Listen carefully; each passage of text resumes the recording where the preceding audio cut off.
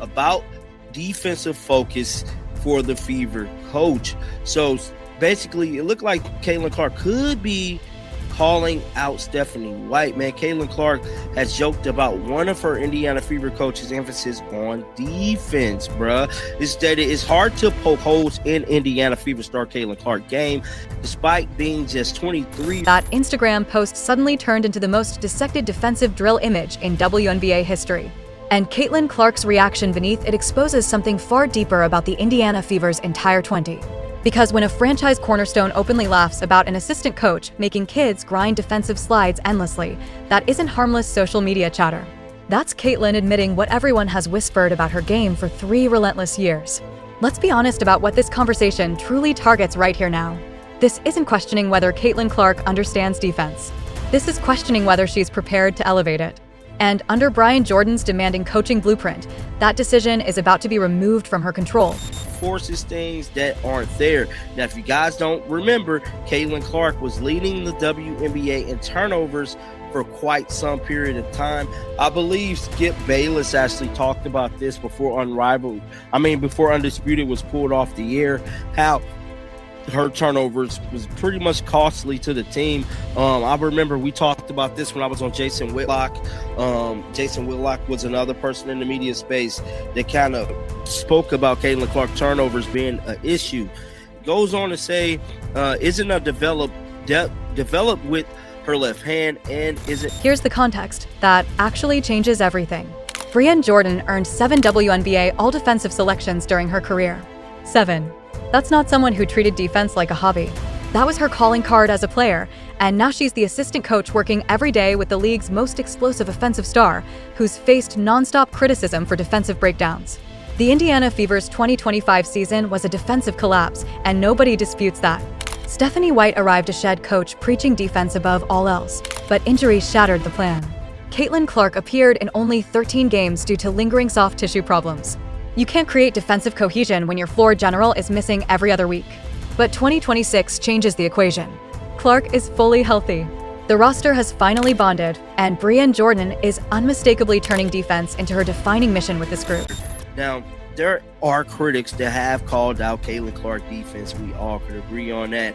The article goes on to say, in fact, Clark has gotten some criticism from fans about being a loaf on defense in the past, which has led to her falling asleep at the end and allowing easy buckets. Most superstar players, besides like Kobe and Michael Jordan, typically don't play defense, man. Sometimes LeBron, you will see him running down the court beating balls off the hoop, but he loafs too, bro. It's just part of the game when you got offensive players like that. Steph Curry really ain't a big defender either.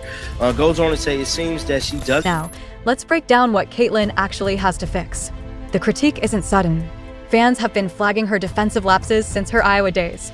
The term loafing on defense has trailed her from college into the pros, and it's painfully obvious if you watch any Fever game from 2024 or her sporadic appearances in 2025. There are possessions where Caitlin is plainly conserving energy on defense. She'll miss her assignment on off-ball screens. She'll rotate late. She'll allow quicker guards to slice past her on the perimeter with barely a contest.is that's shocking for an offensive superstar? Not even close. Steph Curry does it.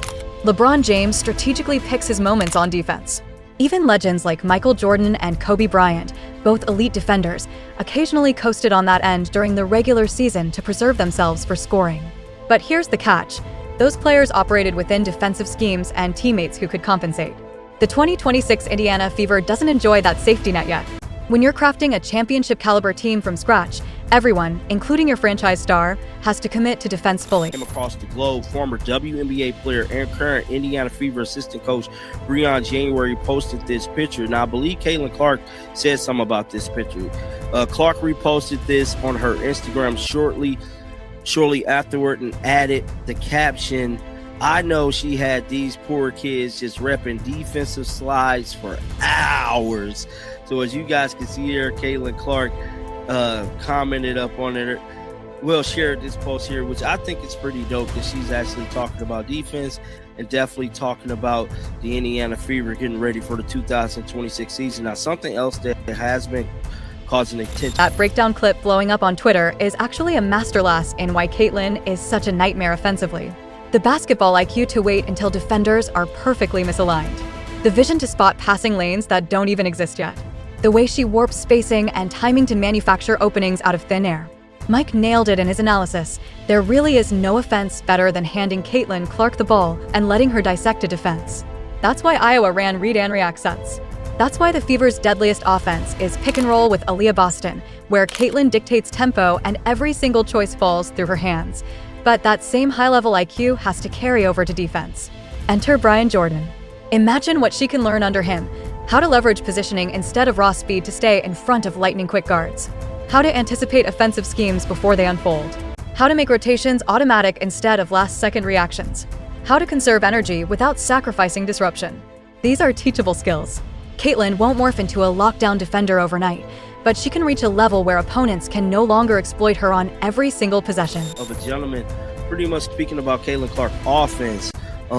Let's head on over to Twitter and pull this clip right here up, man. Shout out to Mike. He stated there is no offensive system superior than the basketball in Caitlin Clark's hand. That's why they ran, read, and react to Iowa. Also, the majority of half-court offenses should start with the screen and roll as their primary action with several options for secondary. Let's take a listen to this clip that he is captioning this off of here real quick if I can get this pulled up. Let's pull it up and let's listen. Here's why that Instagram exchange speaks volumes. Caitlin didn't have to engage with Brian Jordan's post at all. She could have just scrolled past, ignored it. Instead, she publicly acknowledged the defensive drill focus. She cracked a joke that both teases Jordan's intensity and signals respect for it. She's clearly seen those kids grinding through endless defensive slides herself, someone who's lived it, who understands the sheer demand. Brian Jordan's obsession with defensive fundamentals is unmistakable, and Caitlin is showing she's accepted that this is the new Indiana reality. The Fever's entire coaching staff is singing from the same page. Stephanie White earned her reputation as a defense-first coach. She isn't about to let her star coasting on that end just because she fills seats. And Jordan, who could have chased head coaching jobs anywhere, deliberately stayed in Indiana to forge this team's defensive DNA. Right now, come on, man, play. Let me cut the sound off. Watch. Wait to get to the three-point line. Look at, she's just bringing the ball up the floor, waiting for that second defender to get to the three-point line. Because now what? Now if she turns the corner right here, those two teammates are going to end up screening each other. This is incredible. Look at this. If she turns the corner, look, wait till she's at the three-point line. Now I can turn the corner. I just created a screen. The two teammates of the Sun just screened themselves because Caitlin Clark waited for her to get to the three-point line, run into each other, and now it's just right to the cup. That is next level IQ. Passing is just on another level. The Sun are going to switch this, but the defender's going to switch over the top. Look at this angle that Caitlin Clark creates on this pass. So Aaliyah Boston's got a half a step right here, rolling off the pick and roll. Look at Caitlin Clark, though, create her own angle right here. She's got to get this ball away from that defender right there and perfectly lead Aaliyah Boston. Aaliyah Boston's got about a quarter step. Look at Caitlin Clark create this angle by making that pass, perfectly leading her right to the rim. That is unreal. Transition, Caitlin. It's the highest basketball IQ in basketball, WNBA or NBA. Let's confront the obvious. We haven't seen Caitlin Clark on the court since July. That's 7 months of silence with no confirmed return date, all because CBA negotiations have stalled. The labor talks have created a surreal limbo. Nobody even knows if a 2026 WNBA season will happen. Players are pushing for opt-out clauses. Owners are digging in on revenue-sharing demands. And caught squarely in the middle are millions of fans who poured heart and hope into the league's rise. Caitlin Clark is the engine of that growth. The ratings surge whenever she steps on the court is irrefutable. The packed arenas in Indiana exist because of her. The mainstream spotlight that finally hit the WNBA in 2024, almost entirely fueled by her rookie campaign. And now those same fans are being forced to wait indefinitely. While lawyers bicker over contract verbiage, the real victims are the supporters who invested in the league's momentum. But if the season does go forward, and if Caitlin returns fully healthy, the defensive emphasis we're seeing from the staff is smart strategy, because the Fever's championship window is opening right now.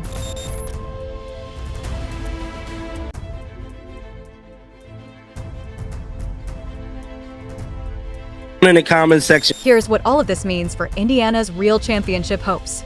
You cannot win a WNBA title without defense. That's not opinion, it's history. Look at every title team in the last decade. The Las Vegas Aces captured back-to-back rings with elite defensive schemes anchored by Aya Wilson's rim protection. The Seattle Storm's 4 championships were built on stifling perimeter defense. The Minnesota Lynx dynasty of the 2010s thrived on Sylvia Fowles' dominance in the paint and relentless team defense. Offense wins regular season games. Defense wins championships. That's universal. The Indiana Fever have the offensive firepower. Caitlin Clark running pick and roll with Aaliyah Boston is already one of the most efficient plays in the league. Pair that with competent three-point shooting, and you have a top-5 offense without question. But defense is where they crumbled. Opponents shot over 47% against Indiana. Their defensive rating ranked bottom 3 in the league. Worst of all, they failed to get key stops in clutch moments. That has to change, and it starts with Caitlin fully buying into the defensive system. Breanne Jordan's role on this staff exists for one reason: to make that happen. She's not teaching Caitlin how to shoot threes or run pick and roll. She's there to transform the team's defensive culture. And that transformation requires the franchise player: no buy-in, no success. Consider the message that sends. When your top player, your highest paid player, your most famous player sets the defensive tone, diving for loose balls, battling through screens, taking charges, everyone else follows. When she coasts, everyone coasts. That's why her Instagram comment matters more than it appears. It's a public signal that defense is now a priority. It's Caitlin telling fans, teammates, and coaches that she gets it. Now comes the brutal part: executing it consistently for a full season. Here's the reality nobody wants to admit. Caitlin Clark has never been a strong defender. Not in high school, not at Iowa, not even in her limited WNBA minutes. Her defensive rating, opponent field goal percentage when she's the primary defender, defensive win shares, all metrics confirm what the eye test shows. She's not unplayable, but she's below average, and for a team aiming for a championship, that's a problem that can't be ignored. The good news? Defensive growth is possible. Steph Curry was a liability early in his career, then became competent enough to avoid being targeted. Damian Lillard did the same. Neither will make all defensive teams, but they're no longer hunted in playoffs. That's the target for Caitlin: not to become Brian Jordan, not to rack up all defensive honors, but to reach a level where opponents can exploit her repeatedly. We won't know until the season begins. And with CBA negotiations still unresolved, that timeline is uncertain. But the foundation is being set right now. Coaching staff aligned. Expectations crystal clear. And Caitlin Clark just told us, in public, that she understands what's coming. Defensive slides for hours, just like those per kids in Brian Jordan's camp.so. Here's the question: can Caitlin Clark actually become a competent defender?